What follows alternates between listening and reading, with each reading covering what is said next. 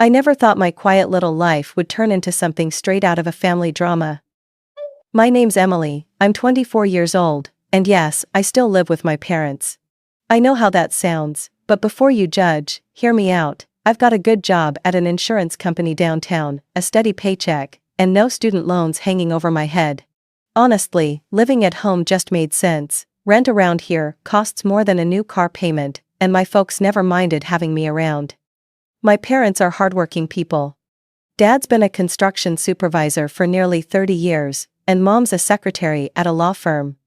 They're not rich, but they've always made sure we had what we needed: a roof over our heads, food on the table, and a little weekend getaway house by the river that's been in the family for generations. Life was simple, and I liked it that way. Then there's my younger sister, Lauren. She's 20, a college sophomore, and the absolute center of my parents' universe.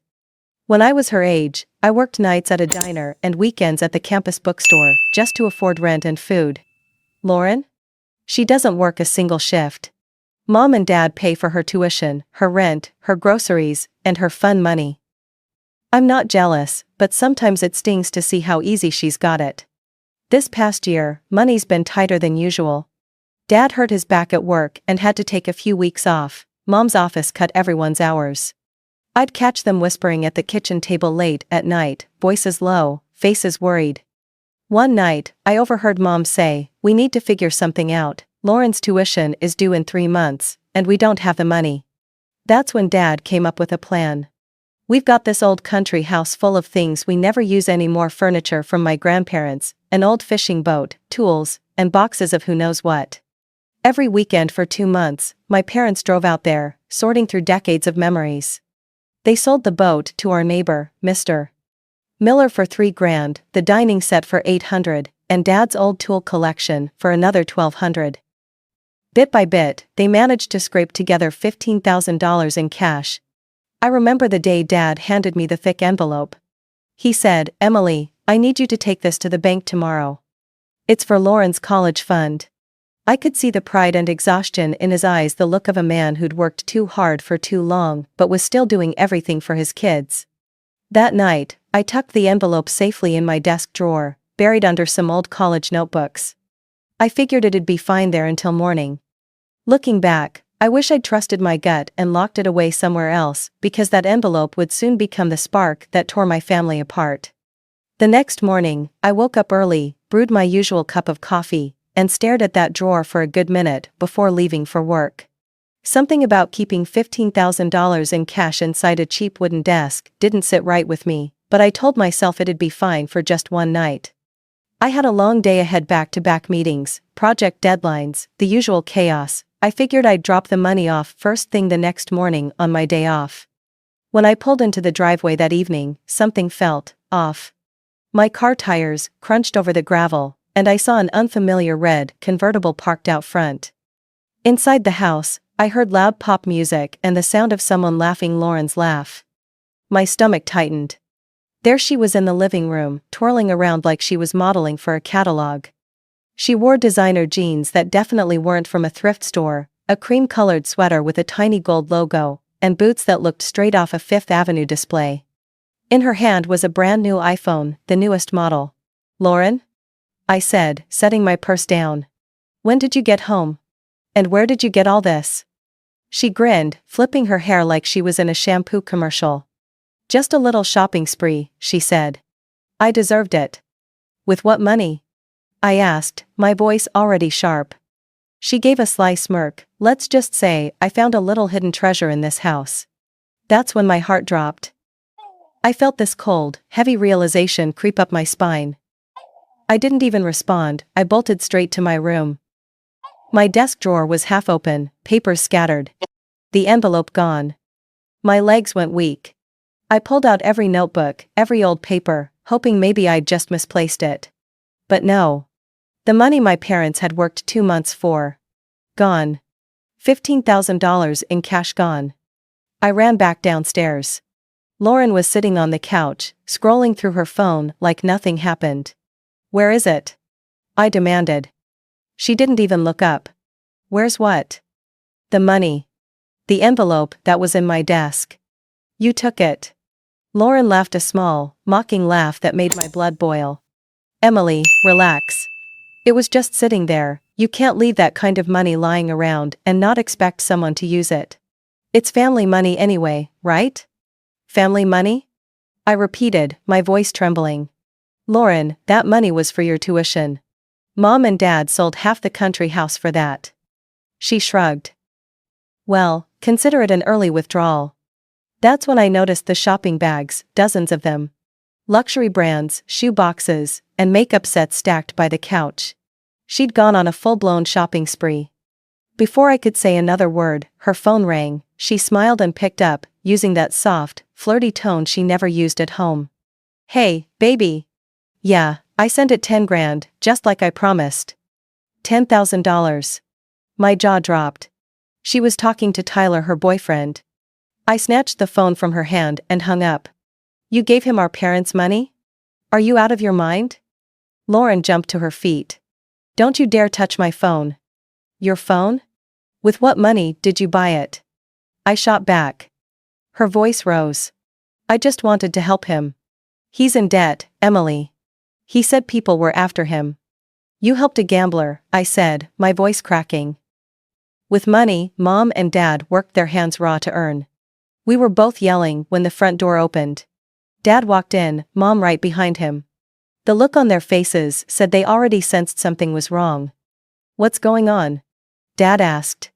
She took the money, Dad. I cried. The $15,000 from the country house, it's gone. Mom's face went pale. Lauren, tell me that's not true. Lauren froze, then her bravado cracked. I thought it was Emily's savings, she stammered. I didn't know it was for me. Dad's voice thundered through the room. We worked for 2 months every weekend, every extra shift, to give you that chance. And you stole it. Lauren burst into tears, mumbling something about returning the clothes, about paying it back. But there was no fixing it. The trust was broken. I'll never forget the silence that filled the room after that, thick, heavy, and suffocating. In that moment, I realized something. The money wasn't what hurt most. It was knowing that my own sister could look me in the eye, smile, and steal from us all the same. And that was the night everything in our family changed. Dad's face turned red, the kind of red that made everyone in the room freeze. He wasn't the kind of man who yelled often, but when he did, you could feel it in your bones.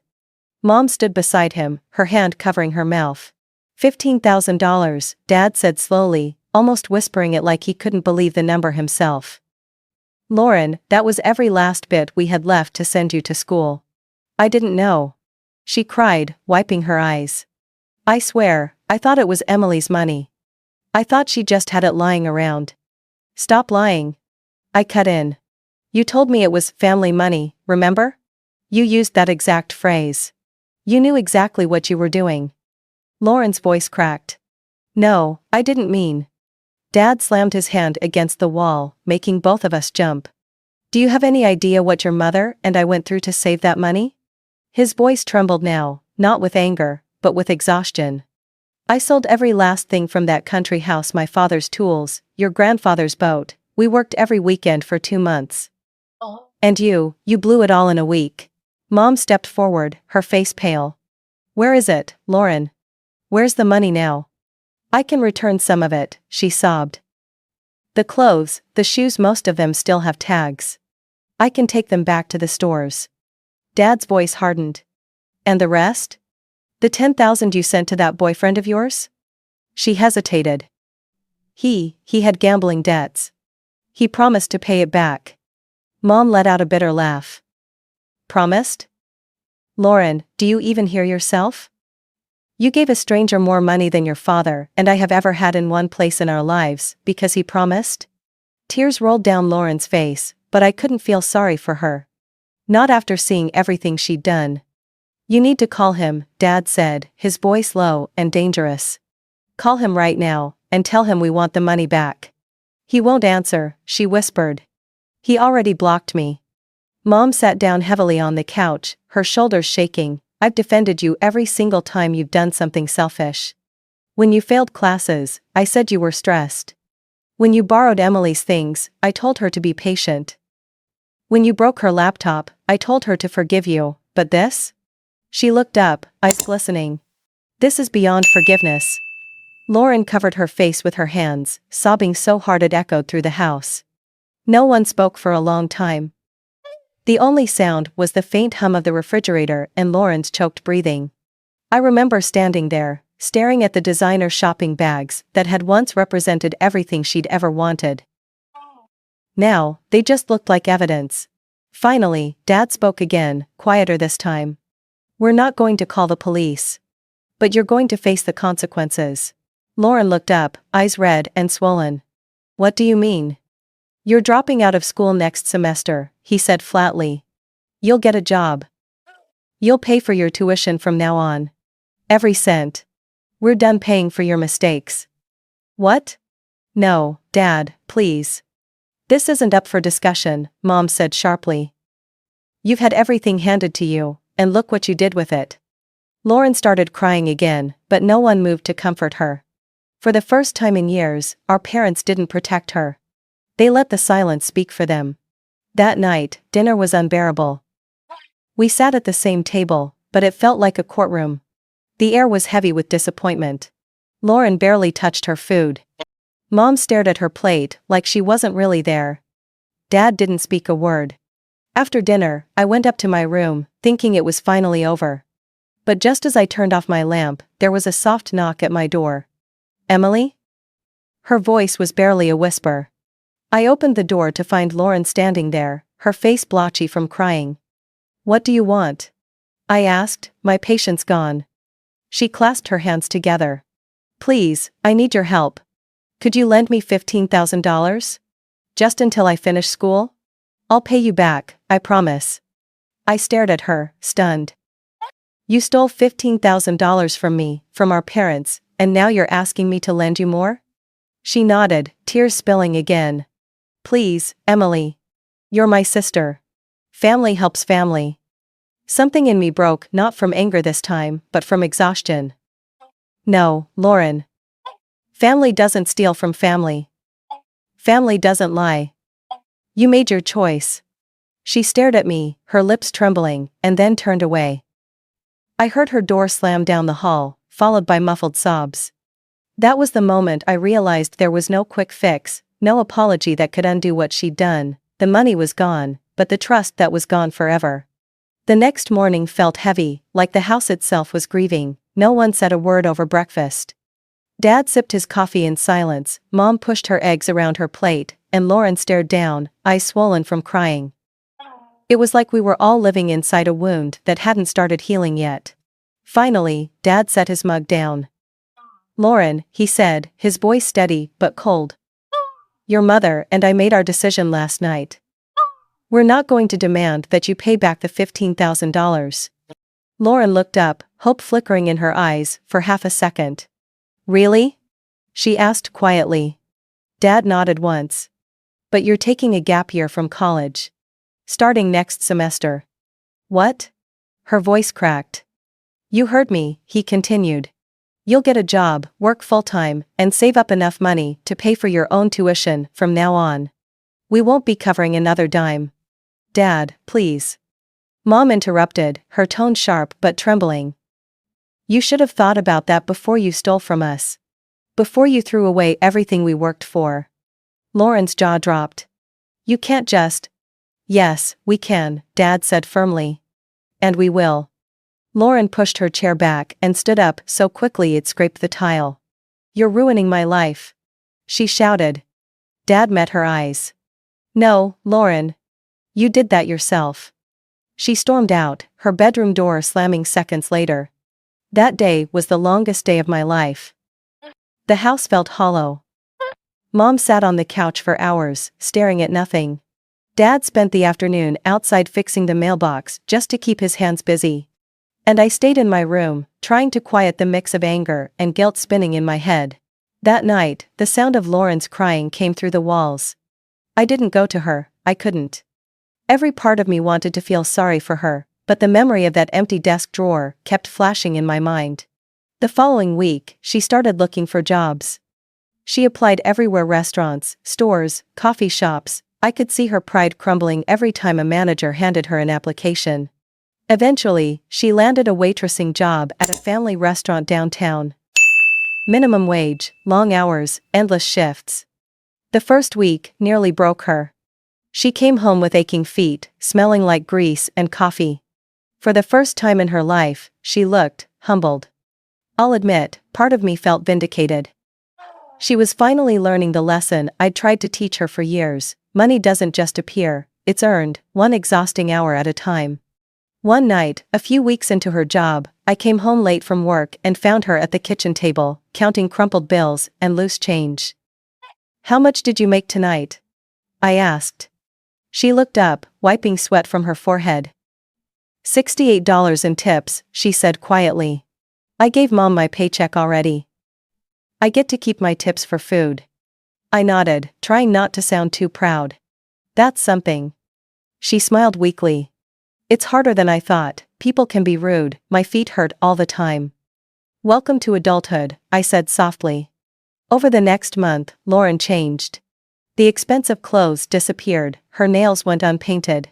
She started packing her own lunches instead of ordering takeout. Slowly, she became someone else, someone I didn't resent anymore. Mom and Dad noticed it too. They even opened a savings account for her. Every week, when Lauren got paid, she handed her check to Dad, who deposited it right away. "This is for your tuition," he told her. "Every dollar counts." She didn't argue.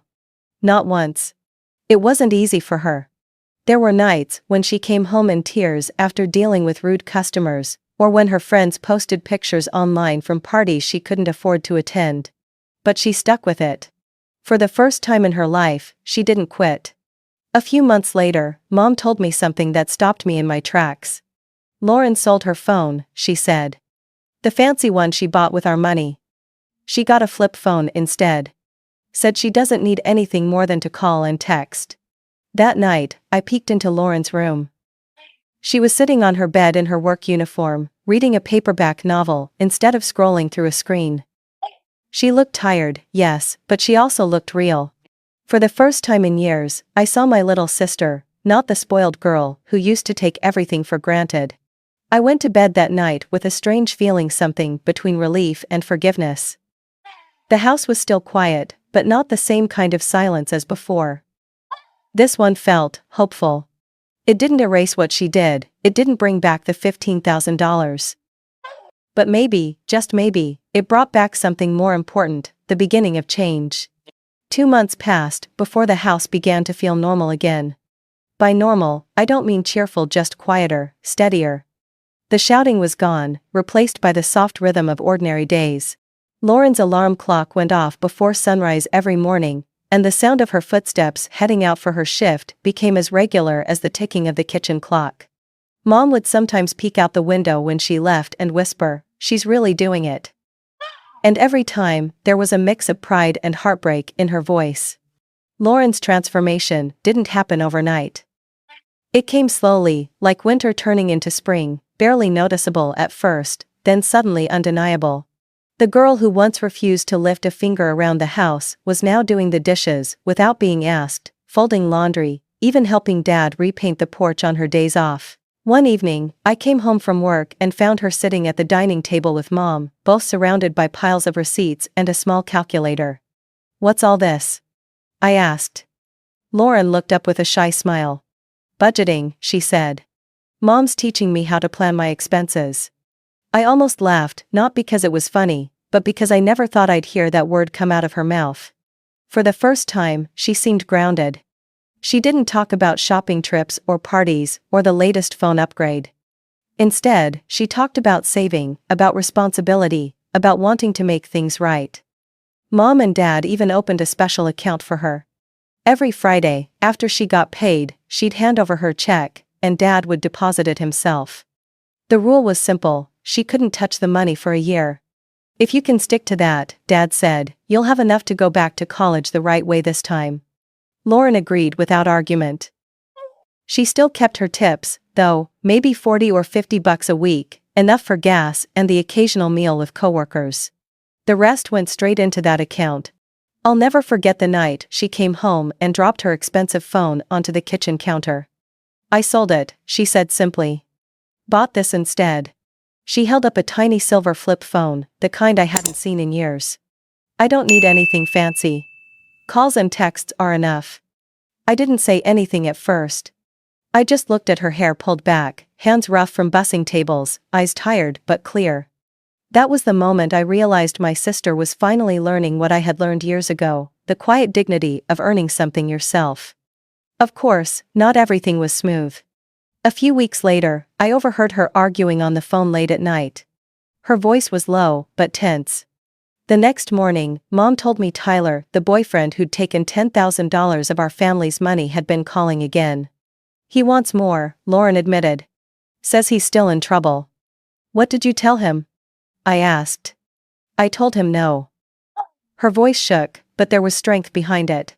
He said if I really loved him, I'd find a way to help, but I told him love doesn't mean bailing someone out of their bad choices. That was the day Lauren grew up in my eyes. A month later, she came home from work, sat down at the kitchen table, and said quietly, I broke up with Tyler. Mom reached over and took her hand. Good. Lauren nodded, tears glistening, but no regret in them. He said I'd changed. I told him I had. From that point on, things between us began to soften. We started talking again, small things at first. I'd ask about her shift, she'd ask about my job. One Saturday, she even came with me to the grocery store, something we hadn't done together since high school. When her 21st birthday rolled around in December, I withdrew $500 in cash and tucked it into a card. At dinner that night, surrounded by Mom's homemade lasagna and Dad's off-key singing of happy birthday, I handed it to her. She opened it, stared at the money for a long moment, then looked up at me. Thank you, she whispered, eyes shining. But then she did something that left me speechless. She handed the money to Dad. Can you put this in my account? She asked. I want to save every penny I can. Dad looked at her, then at me, and smiled faintly. For the first time in a long while, there was peace at that table. Later that night, I sat on the porch, watching the porch light cast a warm glow over the yard. Lauren came out with 2 mugs of cocoa and sat beside me. You know, she said, I used to think money made life easier, now I think it just shows who you really are. I looked at her, proud in a way I hadn't been before. You figured that out the hard way, I said. Yeah, she sighed. But I figured it out. We sat there quietly, sipping our cocoa while the crickets sang in the dark. And for the first time in years, I felt something I thought I'd lost, the comfort of family, mended but stronger, fragile yet real. Time has a way of softening even the hardest memories. By summer, the anger and resentment that once filled our house had settled into something gentler, not forgotten, but forgiven in small, steady doses. I'd moved into my own apartment about 20 minutes away. It wasn't fancy, just a 1-bedroom with beige carpets and a view of the parking lot, but it was mine. I bought second-hand furniture, hung up old family photos, and for the first time in my life, I felt independent. Still, I visited my parents every Sunday for dinner. That tradition, somehow, had survived the storm. One warm afternoon in July, Mom called and said, We're fixing up the old country house, why don't you come by this weekend? It'll be like a little family getaway. I hesitated at first. That house carried so many memories, the good, the bad, and now the painful ones too. But curiosity won out. When I arrived that Friday, I barely recognized the place. The peeling paint had been replaced with a soft cream color, and the porch railings were freshly stained. Inside, the rooms were bright and uncluttered, filled with new furniture that still smelled faintly of pine. Lauren was already there, sitting on the porch steps with a glass of lemonade. She looked different, not just older, but calmer. Her hair was tied up in a loose braid, and she wore jeans and a simple t-shirt. No designer labels, no flash, just Lauren. Hey, stranger, she said with a smile. Hey yourself, I replied, sitting down beside her. For a while, we just watched the river shimmer under the evening sunday, the cicadas buzzed, and the air smelled like grass and sunscreen. Then she spoke quietly. You know, she said, I used to think life owed me something, that Mom and Dad owed me something. But I was wrong. I didn't realize how much they'd done for me until I had to start doing it myself. I nodded. Working changes you. She gave a small laugh. You can say that again. I think about that $15,000 almost every day. How much sweat and time that really was, and I just threw it away. You've made up for it, I said. You've worked hard. Mom and Dad see that. She turned to me. Do you forgive me? The question hit me harder than I expected. I thought about the months of tension, the shouting, the disappointment, and then about the girl sitting next to me now, humbled and honest. Yeah, I said softly. I do. Her eyes filled with tears, and before I could react, she wrapped her arms around me. Thank you, she whispered. That night, the four of us sat down to dinner at the old wooden table. Dad grilled steaks, Mom made her famous potato salad, and Lauren brought a homemade peach cobbler that actually tasted pretty good. The laughter that filled the house didn't sound forced anymore, it sounded real. Later, as the sky turned pink over the river, Dad leaned back in his chair and said, You girls have grown up. Took us a few rough years, but we got there. Mom smiled. We all learned something, she said. Maybe the hard way, but we learned. When the dishes were cleared and the mosquitoes started biting, Lauren and I sat out on the porch again, watching fireflies blink across the yard. You know, she said quietly, I think we needed all of it, the fights, the mess, the lessons. I don't think we'd be this close if it hadn't happened. I thought about that for a long moment. Maybe you're right, I said. Sometimes it takes losing everything to finally see what really matters. She nodded, her expression soft in the golden light. And now I know what matters. The night grew darker, the stars came out, and the river kept on flowing just like life does. Things weren't perfect, but they were real. Our family had been cracked, but not broken. And as I sat there beside my sister, listening to the sound of the water and the crickets in the fields, I realized that healing doesn't come all at once. It comes quietly, one honest word, one hard day's work, one act of forgiveness at a time. Looking back now, I realize that money was never really the point. $15,000 came and went, but what we gained was worth far more. We learned that love without accountability isn't love at all, it's enabling. My parents learned to stop protecting us from every consequence, and Lauren learned the value of earning, not taking. As for me, I learned that forgiveness isn't weakness, it's choosing peace over bitterness. Sometimes, families break so they can rebuild stronger. Sometimes, you have to lose trust to understand what it truly means. We all made mistakes, but we grew from them. And in the end, the lesson wasn't about money, it was about character, integrity, and the kind of love that stands firm even after being tested. That's what family really is, imperfect, messy, but unbreakable when it finally learns how to be honest.